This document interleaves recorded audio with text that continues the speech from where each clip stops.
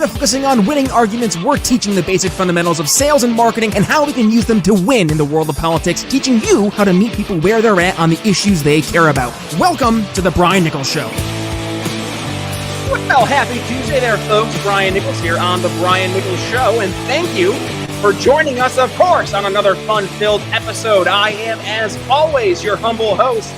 Before we get things started today, we got to go ahead and give a shout-out to our awesome episode sponsor, the one, the only Expat Money Summit 2022. Watch for a week.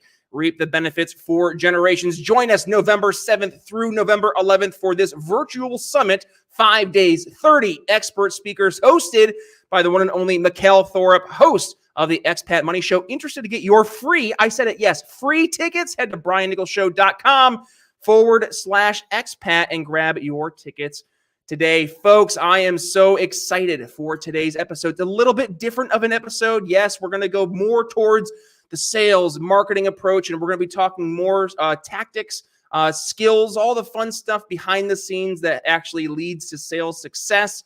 And joining us today, he is the CEO of Costa Rica's call center, Richard Blank. Welcome to the program. So happy to be here today, Brian. Thank you so much for having me a guest on your show. Absolutely, Richard. I'm really looking forward to this conversation because you have taken what was a 27-year-old's opportunity to train a couple thousand folks, and you've turned it into, fast forward a couple 20 years later, an amazing career. And you're at the point now, I'd say you've probably trained tens of thousands of folks at Costa Rica's call center. Talk to us. What was the story that led Richard Blank going to Costa Rica, of all places, and now having such an amazing career of success leading this amazing call center team? Thank you so much for the great question. It actually starts back in Northeast Philadelphia. When I graduated Abington High School back in '91, I doubled down on my favorite class, which was Spanish. Went to the University of Arizona, was a Spanish communication major. And at 27, a very good friend of mine gave me an opportunity to come down just for 2 months and train English at his call center. Well, 2 months turned into 4 years at his center. I'm currently in this country for 22 years, and I'm celebrating my 14th year of business running my own call center. And so when I was there, I was able to see areas in which to enhance the experience for the agent and for the client. And then in my mid-30s, I decided to throw my hat in the ring and start my own company. Let's talk about the enhancing the experience. And I'm writing that note down there because you brought up not just the experience of the customer, the prospect, but you also mentioned the experience of the agent. Could you dig into that a little bit more? 100%. In fact, I didn't come into the call center space as a C-level executive. I started off as an agent. And so for years, I was sitting amongst thousands upon thousands of Costa Rican bilingual ticos that were on the phone speaking in English, getting positive escalations and converting calls.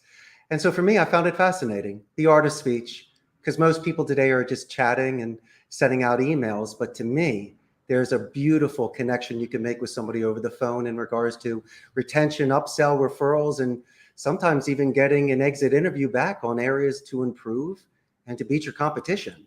And so, as I mentioned before, I saw certain soft skills in areas where I could give the agent their dignity. I can also show empathy. And a lot of the times they felt like numbers and robots that were expendable. And so as long as, once again, I can fulfill their needs and give them a job they can be proud of, chances are they're going to come back tomorrow and work as hard as they did today. Yeah, well, you hit the nail on the head there. And this is something, so for folks who are maybe new to the audience and aren't familiar with my history, so I led a sales team in the greater cybersecurity, telecommunications industry for a number of years. And my main focus was literally building up that team, training, teaching all the scripting, getting all the templates for emails, getting the actual technology in place, right? But when you go and actually hire a team, and I think this is the most important part, they can't be just a cog in the machine. They have to be, to your point, the person that they are. You have to treat them with the love, the kindness, the respect that they not only they need, they deserve. And I think we see too often a lot of those entry-level sales roles, the SDRs, the contact center, call center agents, they're not necessarily looked at and treated as nicely as they should be. And I think if you're able, and I dare say, I believe you're seeing this firsthand, is if you treat people the way that you want to be treated, the golden rule, how dare we bring that into this conversation? But no, truly, if you treat people the way they want to be treated, they'll end up doing some pretty darn good work. Well, Brian, you do know when you're CEO of a company, you have leverage. You can hire, you can fire, you can make or break somebody. You and I, the way that we were raised, we chose the former. My ego's fine. I don't need to go on the floor and embarrass somebody or make them cry. What I'm looking to do is to delegate, promote from within. And in order for me to scale, sometimes I got to bring in people that have no experience at a call center, but they're coming bilingual, which bears the mark of higher education. It gives you and I the opportunity to mold them, to coach them. They don't bring in bad habits, and we can have them grow with our own company culture. And so for me, everybody has the opportunity to grow with this company. And, I also let them realize that by learning a second language is 10 times harder than any account that I'll put them on. So I have to put fear into perspective for them. And also, since English is their second language, I stress the fact of increasing their vocabulary. So we'll work with the thesaurus every day, look at similes, and find ways to be more diplomatic, strategic, and to expand their vocabulary so their message is perfect and it reduces any sort of rabbit holes. So you're not only hiring people, giving them a career, you're not only teaching people sales and call center etiquette and such, but you're also teaching them English. You're teaching them a second language. I mean, if this is not an all-in-one package, I don't know what is, honestly, Richard. But you've also, with your sales team, and you were talking about writing scripts, rebuttals, and the training manual, we also have a quality assurance, quality control department. So we judge our agents on KPIs, which are key performance indicators, and certain metrics. So besides just qualifying a phone call, you and I are focusing on the soft skills. Are they using the name? Are they using the pronouns? Are they doing any sort of positive escalation after being transferred from a gatekeeper? Are they, once again, showing active listening for clarification questions? And so a lot of the times, the agent will be well too rehearsed, and they become commercialized. They become plastic. So I believe that somebody should still have that raw sense. They should have their essence and be more of a painting. So while they're on the phone with people, it's a little more of an engagement. They might be on the phone a little bit longer, but their conversion ratios be much better because of the sort of relationship building that they're doing.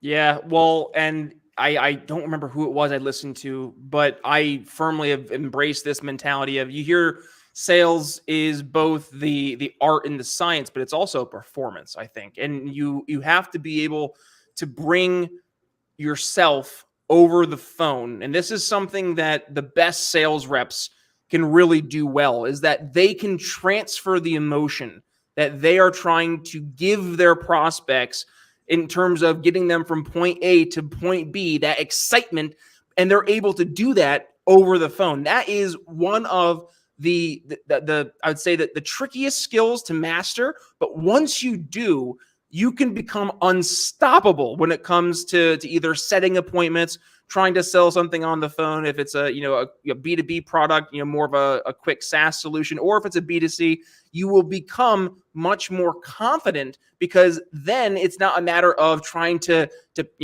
finick your methods and trying to make things work, and then to the point you end up becoming like that robot, right? And it's not real. It doesn't feel authentic. Whereas if you're able to come in your true 100% authentic self and bring that emotion, bring that energy, I've found in my success and in my training, my team, that yields the most positive results. Richard, what's your experience?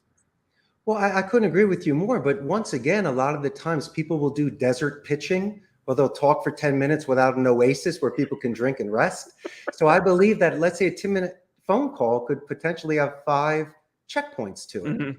I believe every conversation has an introduction, body, and conclusion. And also, along with that people have attention spans of 30 seconds to 2 minutes. So every time we make a point with somebody, we got to ensure that it makes sense or sounds good, and that we don't need to explain it again, and showing by active listening, they don't need to repeat it again. And so it's not a lecture, and it's not crossing your fingers hoping they don't hang up on you and you get the appointment. It could be a non-qualified appointment. They're just yesing you off the phone. So we do have a certain structure. While as a conversation is moving forward, we are able to continue to qualify them and to be able to get, from open-ended questioning, more explanations from them. And through deductive reasoning, I can focus on areas of what's important to you. And I cannot stress enough that if there are individuals that are assisting you, prior to the transferred call or afterwards, that you do mention these individuals verbally and written. We call those escalations. So when I happen to call your company back, Brian Nichols Show, anybody that might be answering the phone will then compliment me for mentioning them to the boss. And so these are the sort of things, my friend, that will not compromise ethics, values, or morals. And what you see on the big screen with The Wolf of Wall Street and Glengarry and Boiler Room, there are certain call centers that do that, but not every vertical sells stock. And sometimes that's not the profile of the agents that we hire here. And so I'm in a very strict Catholic country, and it's a seller's market. So if I'm offering a certain position that the agents aren't comfortable with, they're not going to accept it. So that's why we're very, very selective of the campaigns that come into the center. So talk to us about Costa Rica, right? You started to touch about the cultural differences, and I think there's a majority of the audience who are probably sitting here the past 10 minutes or so, and they're going, okay, but Richard, why Costa Rica? So Richard, why Costa Rica? Well, if it wasn't for my good friend that was here in Costa Rica, I could have been anywhere. But once that barn door was open, that horse wasn't coming back. You knew that I was planning on being an expat. I just needed the 1 in a million opportunity. But this is a beautiful culture here. We're north of Panama, south of Nicaragua. It's a democratic society. There's no standing army in Costa Rica, so there's a 95% literacy rate. They put all their money back into education. And you're going to love this. Companies such as HP, Intel, Oracle, and Amazon are located here because of our workforce, our scalability, proxemics to the United States, and our skill set.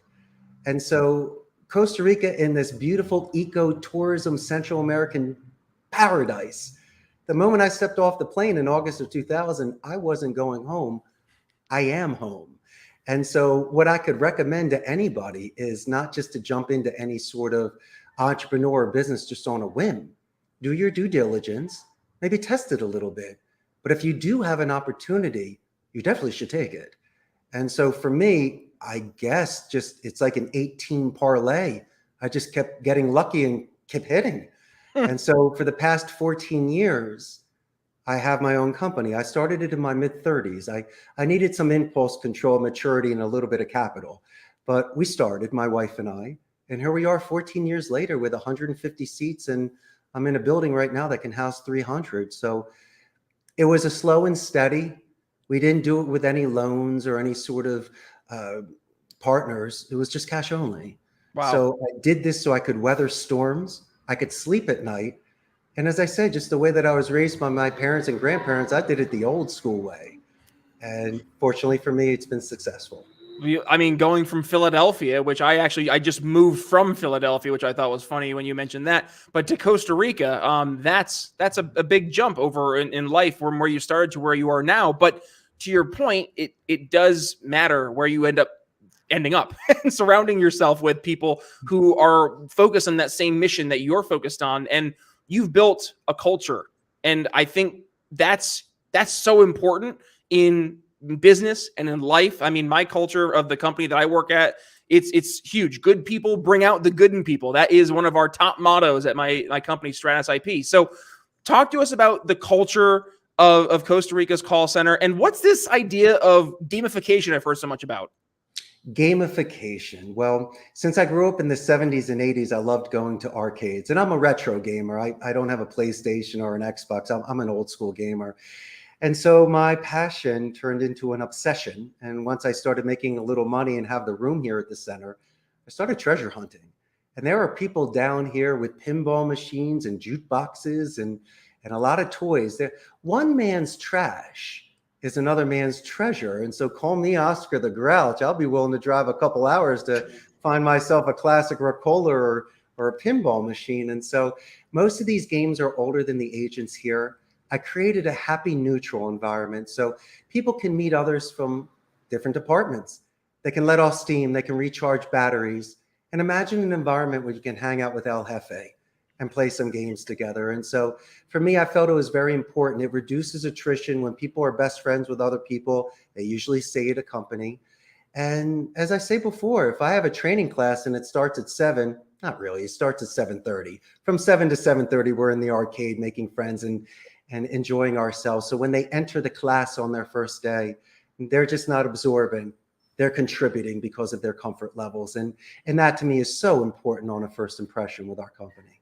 Absolutely. Let's use the back half of this episode to focus on some actionable advice, because yes, there are a bunch of business owners, sales pros who listen to this program, but also some folks who are just your average politicos, and they're interested in what's happening in the world. And they like to take some tangible advice when they're going out and just talking to your average person and talking about ideas or issues they care about and trying to get other people to care about them too. And a lot of the skills I'm sure that you teach your call center reps will translate into real life as well. So let's kind of walk through some of the basics. What are some of the key things that you would say are fundamentals that make a good call center rep, as you would say over at Costa Rica's call center?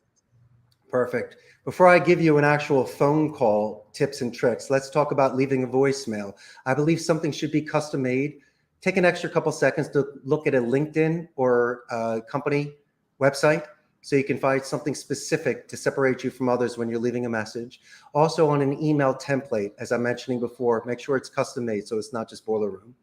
And then a second thing is when you're making outbound prospecting calls, and I know your company does business to business as others do as well, and you don't need to work at a call center. We just have certain infrastructure. A lot of people could be making and receiving calls for smaller companies.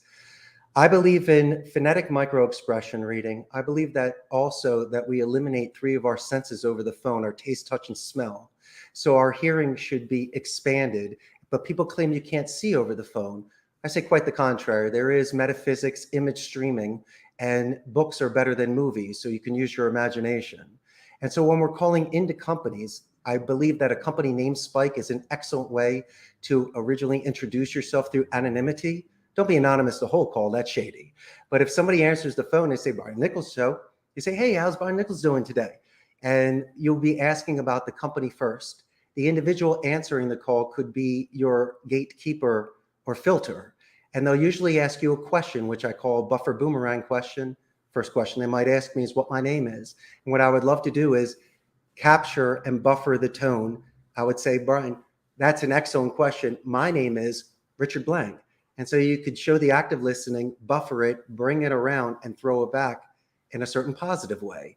And so when we're on these sort of phone calls, you might be asked questions 6 to 10 times. Don't say that's a great question every time, but there's a certain way to buffer it and bring it back and show active listening. And also, since it's a brand new phone call, there's a certain thing that once you see it, you can't unsee it.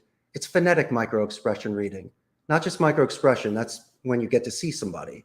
But over the phone, people will give you a tell sign. In phonetics, there's 4 sections: tone, rate, pitch, and duration. My suggestion is to have a confident and empathetic tone that's consistent. But there's a mirror imaging technique. I want you to match someone's rate of speed and their speaking level, because every 30 seconds to 2 minutes, they might have a spike or a dip. That's usually when you ask a tie-down question, if it makes sense or sounds good. And also when you're explaining multiple things about your company, make sure to display it almost like a dessert tray where you can get a positive or negative reinforcement. After explaining everything and waiting in between to see if they react to it, you could rake it by saying, I'm sure you like at least one. And so you could take something from a horizontal into a vertical and start stacking open-ended questions. And then towards the end of the phone call, I like to repeat information in military alphabet, because instead of ending a call immediately, we could be talking about Memorial Day that just passed and how proud we are of the people we know that have served in the military. And then when I do a follow-up email to you, I will definitely in writing mention anybody that assisted me. So when I call your company back, the Richard Circle is there for that individual to say, thank you for the compliment. Let me retransfer the call. And so these are the sort of soft skills that you can do on these sort of phone calls that won't compromise ethics, values, and morals. It'll increase your talk time. And one other thing, since we are working from home, there is a chance you might hear a dog in the background, for an example. And so I like to use the Me Too technique, Brian, where let's say a dog is barking and I will say, hey, I love dogs, because you know you love your dog, but I'll be an excellent salesman and ask the follow-up question, what is your dog's name?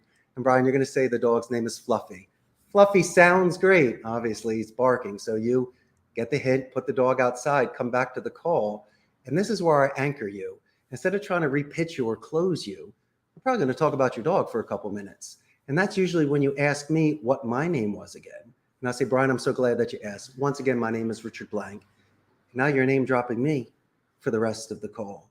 So just show active listening. Ask follow-up questions. There'll be times when a child, a dog, or some sort of distraction in the background. And if I can't hear you, I'm not going to say, excuse me, Brian, could you repeat that? No, I'm going to fall on that sword. Strategically and diplomatically, I'm going to say, for my clarification, Brian, was it ABC or 1, 2, 3? For my edification. So what these will do is reduce any sort of ego defense and eliminate any sort of rabbit holes. And once you do some dedicated practice outside of the office where you just practice speaking and recording yourself, then you'll be prepared, because you and I make it look easy. Your audience does not see the amount of time and hours that we put into to prepare not only for our jobs, but for these podcasts. So as long as somebody puts in a little bit of effort, a little bit of extra outside of work, you will see the dividends when you return to the office. Oh, those little tiny things you can do every single day that will add up into something huge. Like I started, so I'll give you a real life example. So I was notorious at I like sleeping in. So what I decided to do was, well, I was running out of time to get my workout in at night. So I needed to get my workout in the morning. So what I started to do was I would wake up 15 minutes earlier every single day for 1 week. And then the next week I would add 15 minutes earlier until fast forward, I'm now 4 a.m. I'm up every morning, and I've been doing that consistently now for a few months, and it's been great. I feel fine. Like I'm not tired like I thought I would be. All the worst case scenarios I built in my head ended up all getting taken care of, all because I took those steps of doing it one step at a time, getting to where I wanted to get to. And I think that for me was one of the best feelings, knowing that, oh, that was easy. Like it looked so difficult at the onset, but when you do take it one step at a time, it becomes so much more manageable. And I think this goes to the next part I want to focus on as we close. And ironically enough, it is regarding closing. I hear consistently, time and again, one of the top issues that I run into is people saying, Brian, I'll get people on the phone. We'll have a great conversation. They'll love my presentation. And then I get to the point where I'm supposed to be either A, setting a next step and getting something moving forward, or we're supposed to get a decision. We're supposed to close, and either A, I get no decision, or B, they ghost me. So what would be your advice to helping either maintain a relationship going forward to help continue the sale and actually get to the close, or ultimately to, when you have them on the phone, get that close right away? Well, once again, I'm not sure exactly what vertical it is. And are they looking to do a cold call close? Chances are they left a door open. There might have been a certain area there where they could have done a follow-up question, or they might have rushed. Also, there's nothing wrong with building a pipeline. There might be a protocol at a company where you might be just selling for time before any sort of commitment. And so once again, I have to respect certain boundaries. A lot of the times it is a first-time contact, so they might want to check your credentials out, or just to see how you are prior to any sort of contracts. And that's why when I was mentioning positive escalations and certain things in good faith and good intentions prior to even pitching somebody, that might separate you from somebody else and let them take you into consideration. But as I say before, individuals, they should be walking into every single phone call where strangers or friends you haven't met yet. And if they're going to be using a cookie cutter boiler room template just to pitch people, you'll get your results, but you'll never be an ace. They're too well rehearsed. It's too much of a print. They're not a painting. They're not raw. They lost the essence of what got them there in the first place. And so thinking that you're going to cut someone else's price or certain contractual terms, that might assist you. But I believe that speaking about your dog or doing some due diligence and complimenting your company, a promotion, an anniversary, as I say, it's only going to increase your odds. And finally, if I may, I'm not really a salesman. I take it, as a compliment, but I prefer from an educated point of view, somebody makes a decision. So as much as we get along well and want to work together, there might be some things on their end that don't qualify. I don't do 24/7. I'm not graveyard. We don't have certain languages outside of Portuguese, Spanish, and English. I can't do a Chinese account, and I can't match certain offshore call centers like India and the Philippines with their price. So after 15 rounds and explaining everything and having them fall in love with me, unfortunately, I might have to pass on the opportunity because I wouldn't be able to fulfill their needs. And that's okay. as long as I'm able to, once again, go the distance and make my points. Yes, we talked about this with Tim Wackel in the program, that no is sometimes the best answer you can get, because it means not no to you, but just not right now. It could be a future opportunity too. So put that in your tickler file and save it for a rainy day. Call them back in 6 months. And hey, I would recommend you try to stay in touch a little bit more often than 6 months, but you never know. You just catch them on the right day when all of a sudden the problem that you solve has been the top of mind issue, because all of a sudden whatever it was caused a major headache, and now they're tasked with either trying to figure out that solution on their own, or they know they're going to have to spend hours sourcing that solution. So why not all of a sudden be that person entering into the conversation that they're already having in their own mind and just happen to have the solution right there? I think that would be a much better approach than, yes, the old 1990s smile and dial approach, which is so exhausting. And frankly, it just is like throwing it against the wall and hoping it sticks. It doesn't really yield too much positive results. So, Richard, with that being said, we are unfortunately already hard pressed for time. So we want to make sure we give folks an opportunity to, number one, continue the conversation. So we want to give you a chance to go ahead and give plugs. But number two, give us an opportunity here to learn a little bit more of some maybe leaving words of wisdom and advice. What do you want the audience to take away from today's episode? To be more self-reliant and self-confident, to show empathy if you're a CEO of a company. And also, if you have certain dreams, I think you should follow them through so you can look at yourself in the mirror every day. I was very true to my 18-year-old self in Philadelphia that started off learning Spanish, and look where I am today. There might be some naysayers and great believers out there, and these are usually the people that love you the most. They care about you. But as you mentioned, their N-O means that they don't K-N-O-W enough about your vision quest, about your spiritual journey. And so, as I say before, I have nothing to prove to anybody. Is really about proving it to myself. And so you're really looking at a man that did this the hard way, not the easy way. And so if anything I could share with your audience is to hang in there, don't quit, and go the distance. And of course, make sure if you are working for Richard, go play a game of pinball, because that sounds like it'd be a lot of fun. So you're working with me, my brother. No one works for me. We believe in synergy, where all parts work together for the common good of the whole. I love it. No, even better. Without that being said, folks, please, if you want to go ahead and continue the conversation, we will include all of Richard's links here in the show notes. So please make sure, if you're a podcast listener, you go to your podcast catcher, click the artwork. It'll bring you to today's episode. Those links will be there. By the way, we'll have the entire transcription of today's episode as well, plus all 515 plus episodes of the Brian Nichols Show. And by the way, if you're an audio listener, did you know we have a YouTube version of the program? If not, well, you're missing out. Head over to briannicholsshow.com, and today's episode will include the link to the YouTube. Make sure you click the subscribe button, and make sure you hit that little magic bell so you get a notification every time we go live. And I'll make sure I include yesterday's episode right here. I'll see you over there. But with that being said, folks, thank you for joining us on today's episode. It's Brian Nichols signing off for Richard Blank. We'll see you tomorrow. For listening to The Brian Nichols Show. Find more episodes at briannicholsshow.com.